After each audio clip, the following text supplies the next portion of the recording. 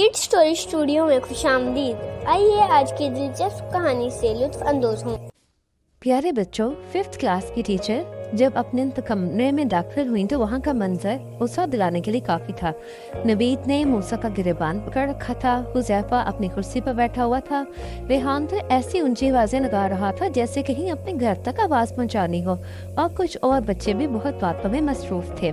Miss Salma को ये देखकर तो बहुत गुस्सा आया, लेकिन गुस्से पर काबू पाते हुए उन्हें ऊंची आवाज में कहा, सब अपनी अपनी जगह पर बैठ जाएं। मिस मिस ये नवीद ने मेरा गिरबान पकड़ रखा है। मिस इसने मैंने मुझे धक्का दिया था। नहीं मिस, ये झूठ बोल रहे हैं। मिस सलमा को मालूम था कि ये ना खत्म होने वाली शिकायतें हैं। वो दोनों आपस में ही बहस करने लगे थे। खामोश हो जाएं और अपनी जगह पर बैठ जाएं। मिस सलमा को मालूम था कि दोनों में से कोई भी अपनी गलती नहीं मानेगा। नवीद मुंह बनाता हुआ अपनी जगह पर बैठ गया। मिस सलमा ने जब सबसे किताबें निकालने को कहा और एक दो बार सफा बताने के बाद ब्लैक बोर्ड पर लिख भी दिया।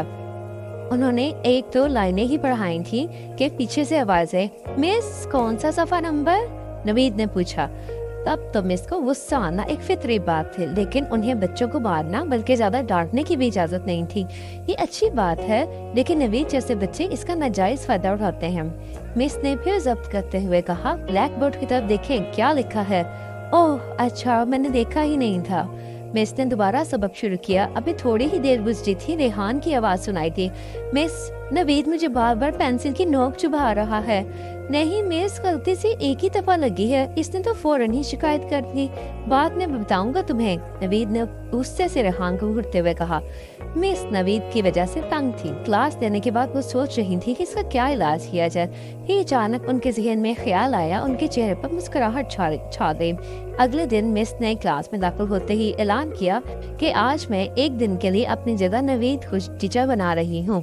ये सुनकर नवीद खुशी खुशी अपनी जगह से खड़ा हो गया। आप किसी बच्चे पर हाथ नहीं उठाएंगे और क्लास में डिसिप्लिन रखेंगे, मिस ने नवीद को हदायत दी। मिस आप फिक्र ही ना करें, मैं बहुत अच्छे तरीके से सबको काबू करूंगा। मिस क्लास नवीद पर छोड़कर बाहर आ गई, लेकिन थोड़ी ही देर बाद क्लास से बहुत ज्यादा शोर की आवाजें आने लगी। मिस क्लास में दोबारा दाखिल हुई तो नवीद सबको चुप कराने में मसरूफ था, लेकिन कोई उसकी बात नहीं सुन रहा था। बेचारगी इसके चेहरे से झलक रही थी।